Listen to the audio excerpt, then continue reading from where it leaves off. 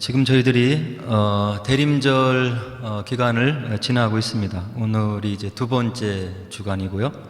한 2주 지나고 이제 월요일 날 우리 주님 오심을 축하하는 성탄절을 맞이하게 되는 거죠.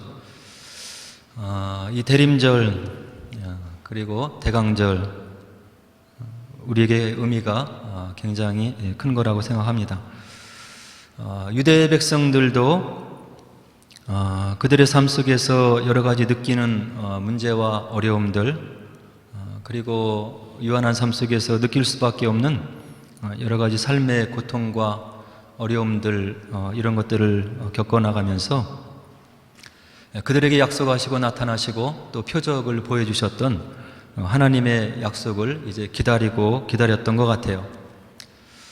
지금 이와 같이 힘들고 어려운 시간, 마음의 고통과 어려운 그런 시간들을 너희들이 보내고 있는데, 그리고 이 땅에 정해져 있는, 시공간에 정해져 있는 유한한 삶을 너희들이 살아가고 있는데, 그런 모든 것들을 위로해 주시고, 그리고 슬픔을 끝내주시고, 마음속에 참 기쁨을 가져다 줄, 모든 구원을 이루게 하실 그런 메시아가 오게 될 거다. 그리고 하나님께서 구약의 많은 하나님의 종들을 통해서 그런 메시아에 대한 약속을 우리들이 이해할 수 있는 인간의 언어로 이제 하나님께서 약속으로 남겨놓으신 거죠.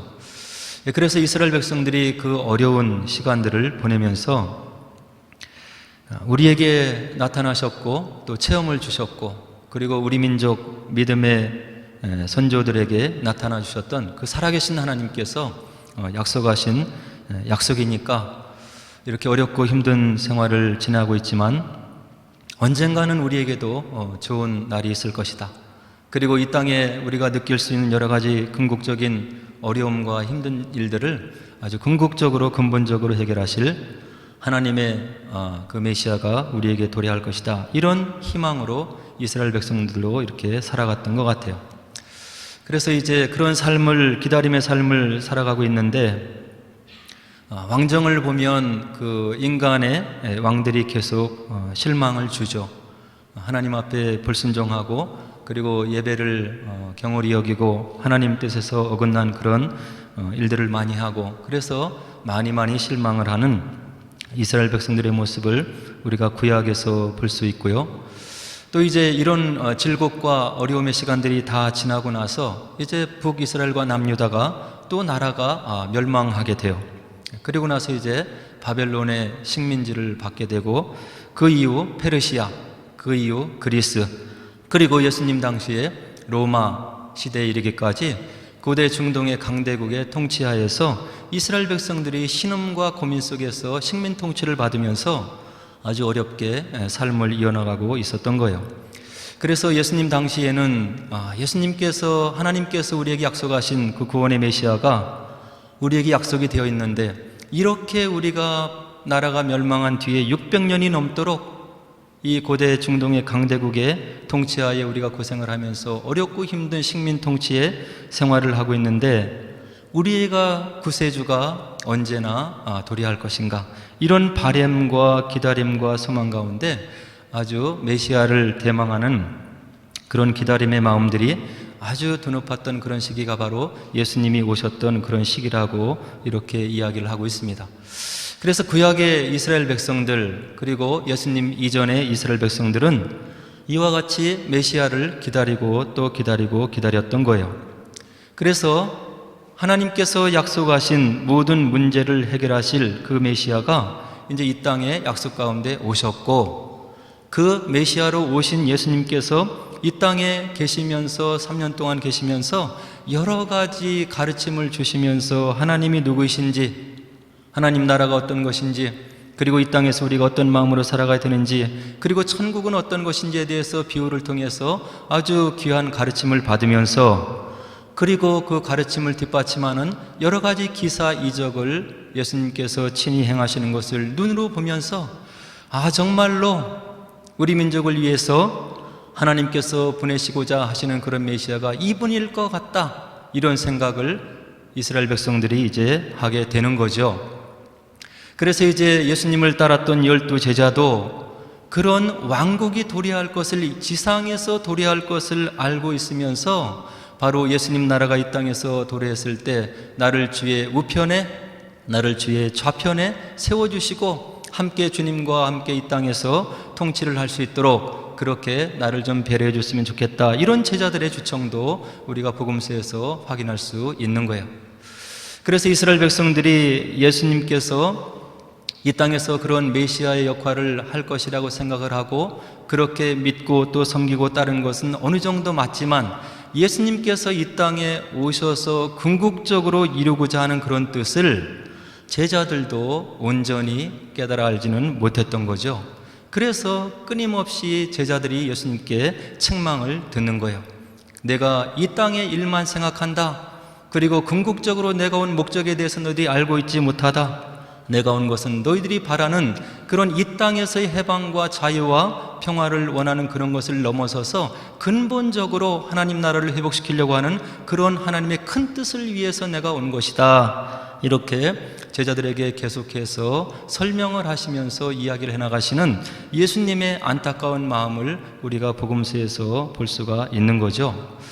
오늘 요한복음 2장은 이런 메시아로 오신 예수님이 어떤 분이신지에 대해서 또 분명하게 사도 요한이 우리들에게 전해주고 있는 거예요.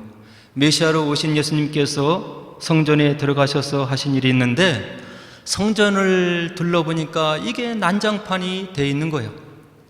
돈을 바꾸고 거래하고 물건을 사고받고 하나님께 모여서 만민이 기도하는 집이라고 하나님께서 일찍이 얘기하신 그 성전이 온통 장사치가 활개를 치면서 기도하는 모습을 볼 수 없고 하나님을 경배하고 예배하는 그런 삶의 모습을 볼 수 없는 그런 성전의 망가진 모습을 보고 예수님께서 책찍을 들어서 성전을 청결하게 하시는 그런 장면이 오늘 본문에 기록되어 있는 거죠. 그래서 예수님께서 예루살렘에 올라가셔서 성전을 청결하게 하시는데, 그것이 우리가 그토록 기다렸던 예수님과 어떤 의미가 있는 것인지, 그것을 우리가 살펴보면서 우리에게 오신 예수님, 그분이 어떤 분이신지를 다시 한번 우리가 깊숙이 말씀 가운데 묵상하는 그런 시간이 되었으면 좋겠습니다. 오늘 13절에 보니까 절기가 나오는데 6월절이 되어서 예수님께서 예루살렘으로 올라가셨더라, 이렇게 기록하고 있는 거예요. 유대민족에게 있어서 6월절은 제일 큰 명절이죠. 애굽의 노예 생활에서 모세의 영도하에 훈련함을 받았던, 해방을 받았던 그날을 기념하면서 이스라엘은 모든 남자들이 6월절이 되면 예루살렘으로 올라가서 하나님께서 그들에게 이루어주신 그런 구원의 사건을 기념하며 하나님을 예배하는 그런 절기로 지키라고 하나님께서 이야기를 해주시고 있는 거예요. 그래서 예수님도 유대인 중에 한 명이고 남자이기 때문에 지금 6월절을 기해서 예루살렘으로 올라가시는 말씀에 충실하신 예수님의 모습을 우리가 볼 수 있는 거죠. 근데 예루살렘 성읍에 올라가 보니까 아까도 말씀드렸듯이 14절에 뭐라고 기록되고 있냐면, 기도하는 거룩한 집인 성전이 장사꾼이 판을 치는 곳으로 변한 것을 보시고, 예수님께서 15절에 보니까 노끈으로 채찍을 만드사 양이나 소를 다 성전에서 내쫓으시고 돈 바꾸는 사람들의 돈을 쏟으시며 상을 엎으시는, 진노하시고 분노하시는 예수님의 모습을 우리가 오늘 본문에서 볼 수가 있는 거예요. 예수님, 사랑 많으신 분, 병자를 보면 긍휼의 마음이 동해서 그들을 고쳐주시고, 그리고 그들과 함께 동행하며 막달라 마리아, 사람 대접받지 못하는 그런 사람들과 친구가 되어주시고 위로하시고 격려하시고 그들의 친구가 되어주시는 사랑 많으시고 자비하신 예수님의 모습과 오늘 본문의 모습은 전혀 매치가 되지 않는 그런 모습을 보여주시고 있는 거예요.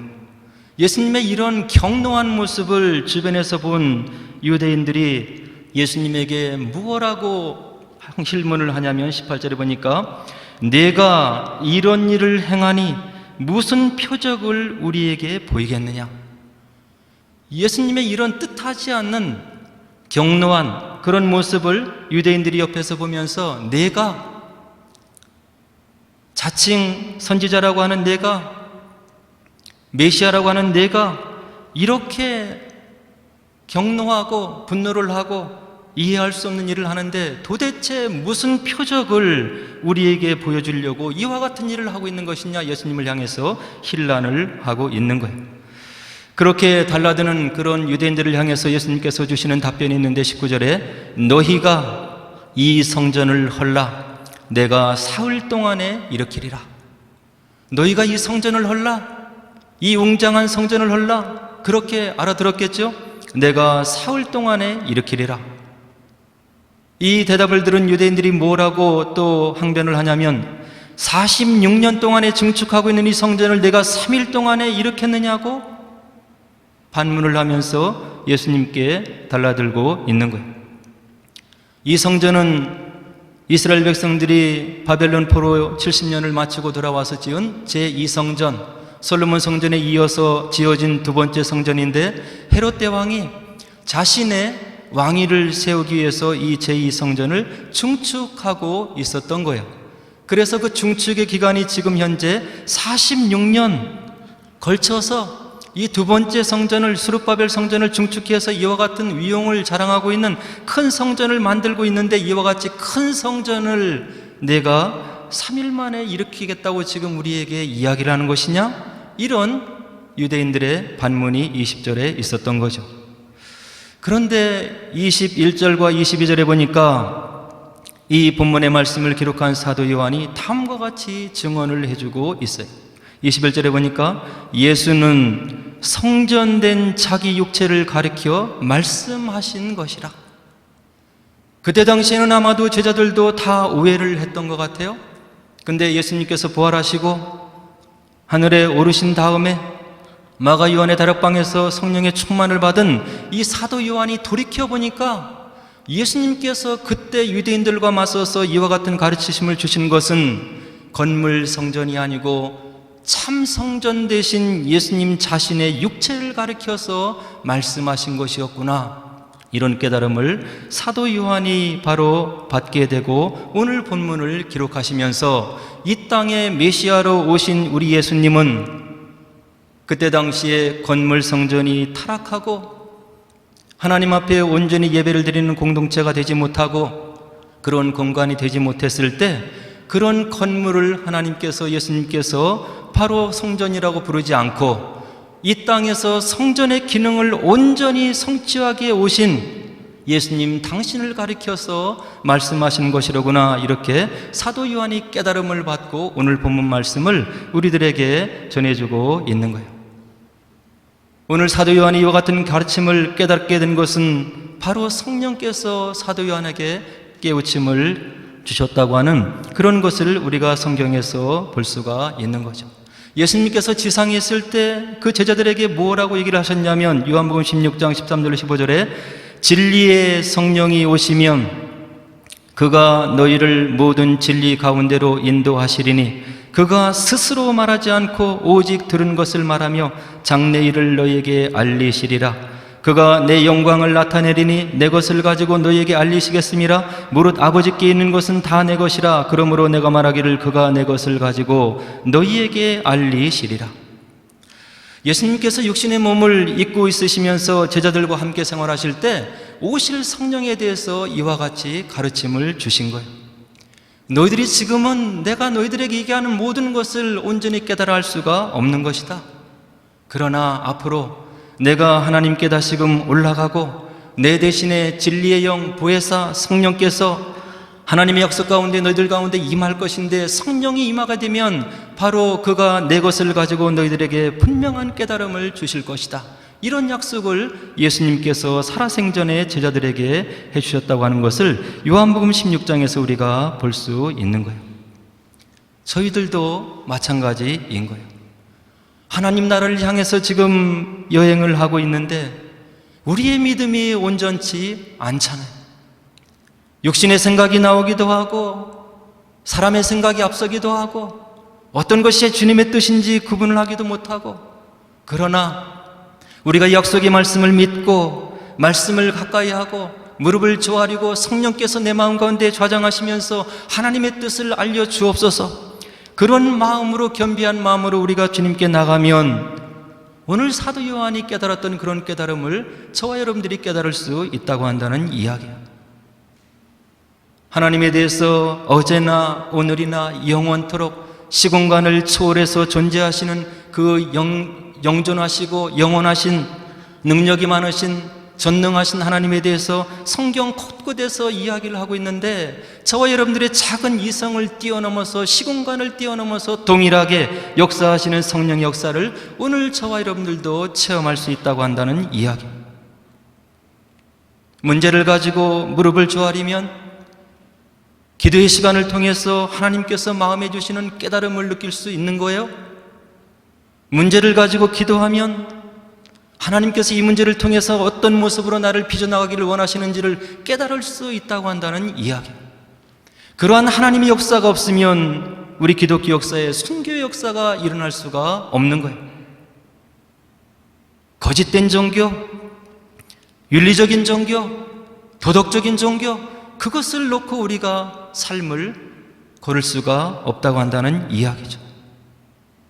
바라기는 오늘 사도 요한이 이런 깨달음을 얻었듯이 저와 여러분들도 하나님의 은혜 가운데, 기도 가운데 계셔서 성령께서 우리 마음 가운데 들려주시는 음성을 듣고 깨닫고 문제 가운데 하나님께서 역사하시는 그런 모습을 바라보시고 주님께서 주시는 참된 마음으로, 참된 신앙으로, 체험 있는 신앙으로 오늘의 삶들을 주님 앞에 담대히 걸어가는 저와 여러분 되기를 주의 이름으로 간절히 축원을 드립니다.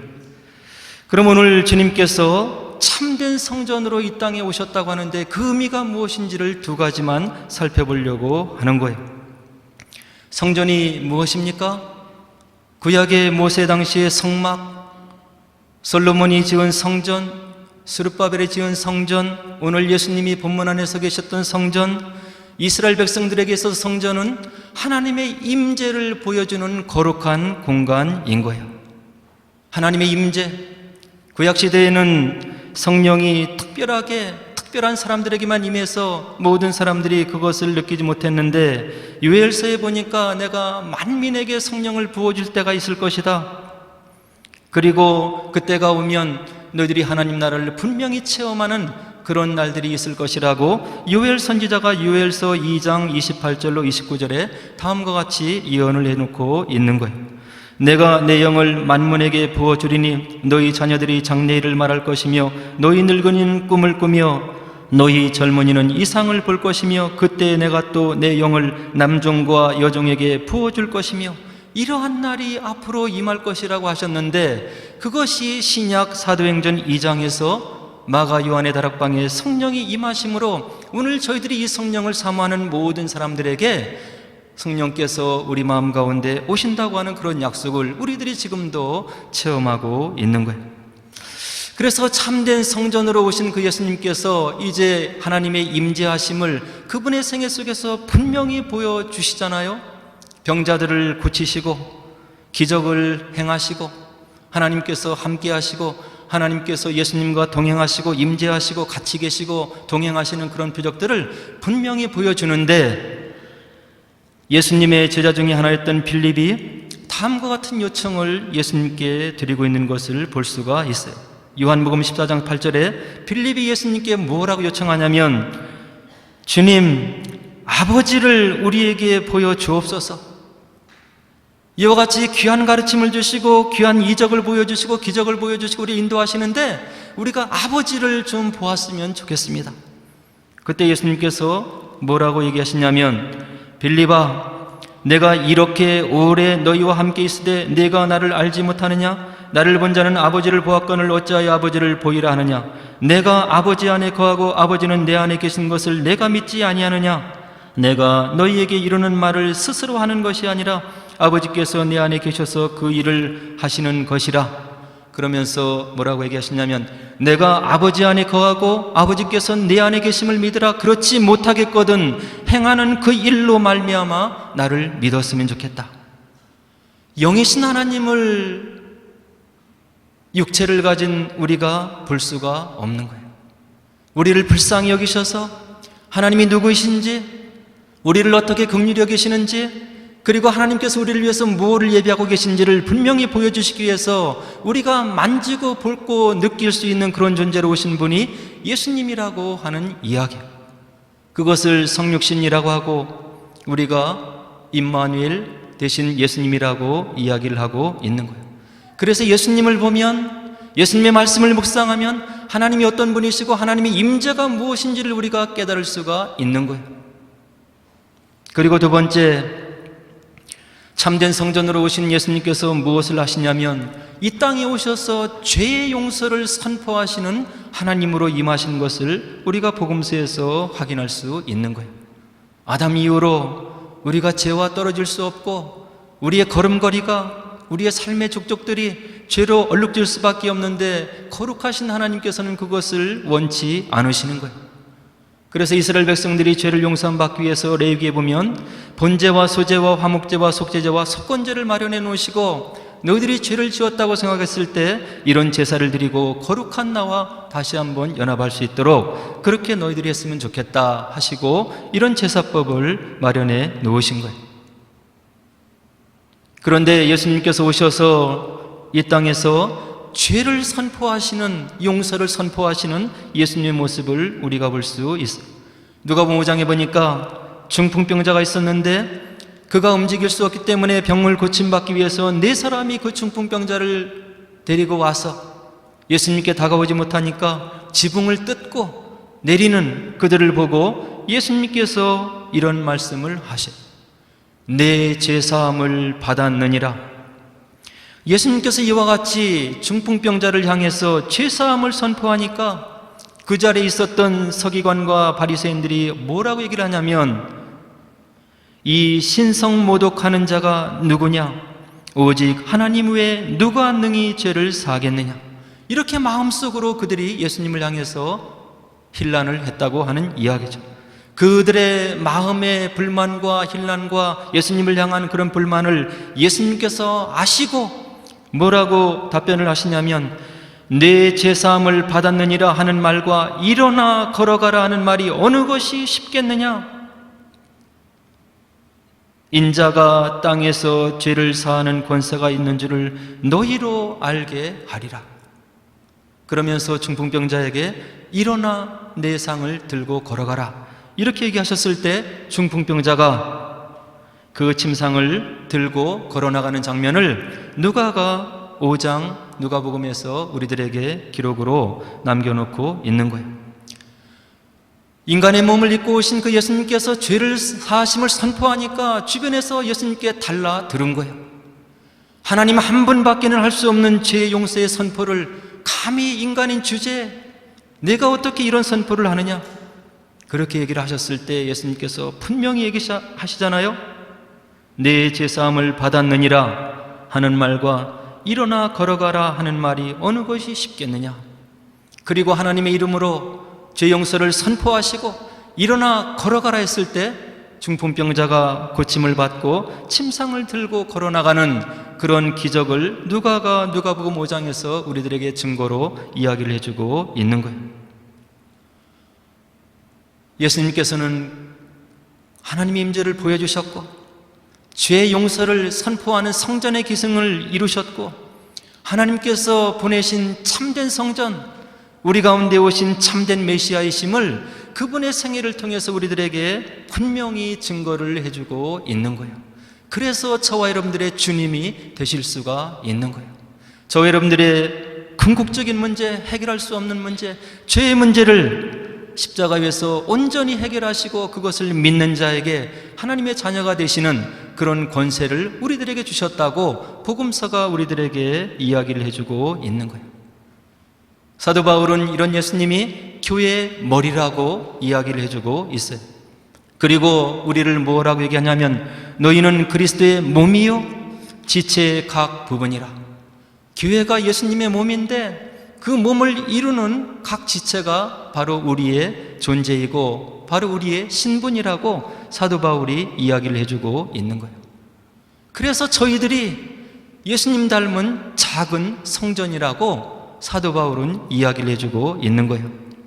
고린도전서 6장 19절 20절에 뭐라고 얘기하냐면 너희 몸은 너희가 하나님께로부터 받은 바 너희 가운데 계신 성령의 전인 줄을 알지 못하느냐?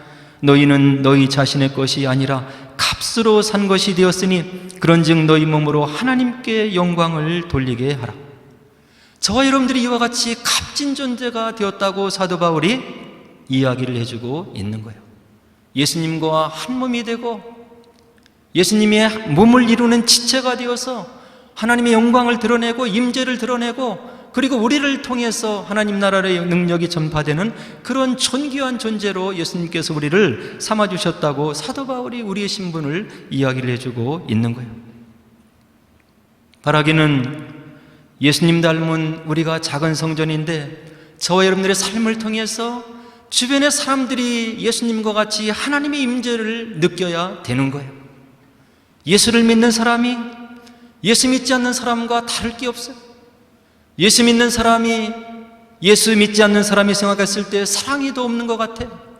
섬김이 부족하고 나눔이 부족하고 세상이 어렵고 힘든 사람들을 바라보는 긍휼의 마음이 보이지 않는다면 하나님의 임재가 저 여러분들을 통해서 드러날 수가 없는 거예요. 작은 성전된 우리가 죄를 선포할 수는 없지만 저와 여러분들의 성결한 삶을 통해서 우리의 삶을 보고 주변의 사람들이 죄를 느끼게 하는 그런 거룩한 삶을 살아야 된다는 그런 책임감이 작은 예수된 저와 여러분들에게 놓여져 있는 거예요.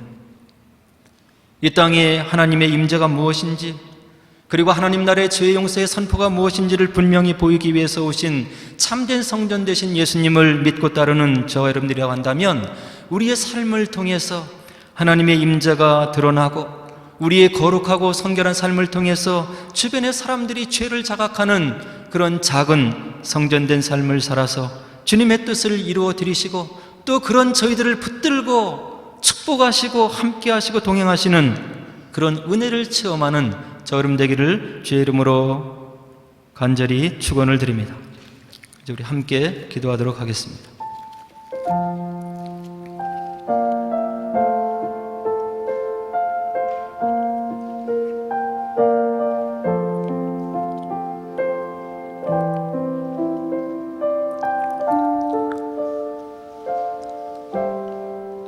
우리가 우리의 모습을 바라보면 보잘것없고 연약하고 흠과 부족함이 많은 그런 깨어지기 쉬운 질그릇이지만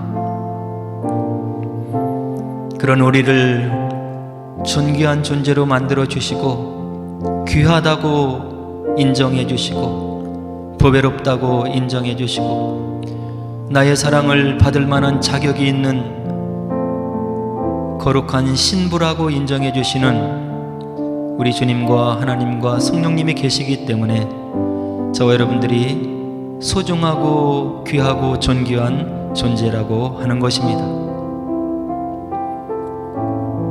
예수님으로 인해서 이 땅에서 구원을 받았는데 우리의 삶을 통해서 하나님의 임재가 드러나야 되고 우리의 모습을 통해서 거룩한 삶이 무엇인지를 증거하는 그런 복된 삶을 살게 하옵소서.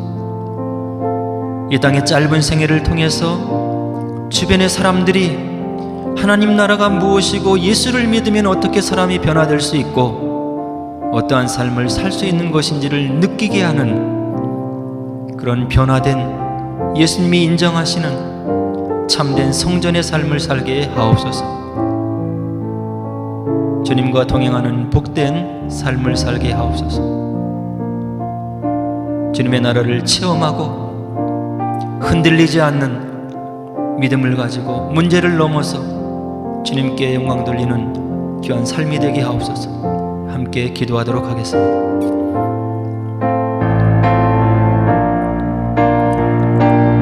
하나님 아버지 감사를 드립니다. 부족하고 연약한 저희들에게 성전된 삶을 살아갈 수 있도록 은혜를 주시니 감사를 드립니다. 우리의 삶의 모습을 통해서 하나님 나라가 증거되게 도와주시고 하나님 나라의 능력이 무엇인지를 주변의 사람들이 알 수 있는 거룩하고 능력 있는 삶을 살아갈 수 있도록 은혜를 베풀어 주시기를 원합니다. 저희들이 흔들리기 쉬운 믿음을 가지고 있습니다. 연약한 믿음을 가지고 있습니다. 주님께서 함께 하시고 인도해 주셔서